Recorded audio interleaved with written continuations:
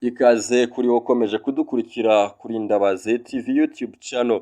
Nitwa Mugabo Regis. Aya ni amakuru yazengurutse ku mbuga nkoranyambaga YouTube, Instagram, Facebook, WhatsApp status ndetse na Twitter. Twayakusanyirijwe na 4411 DJ Mr Muhanzi.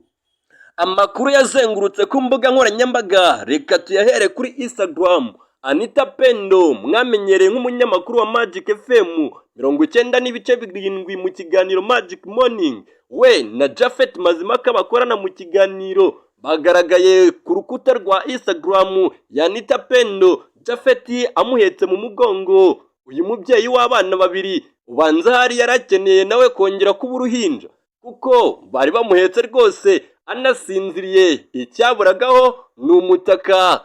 Naho amakuru ya Miss Rwanda, amarushanwa y'ijonjora yari yerekeje mu ntara y'Amajyepfo.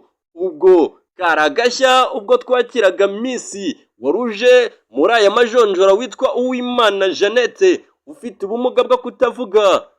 Yari afite umusemuzi mu rurimi rw'amarenga, aho yavuganaga n'abajaji ibyo bamubajije, uyu musemuzi akabimusemurira mu rurimi rw'amarenga. Byaragatangaza.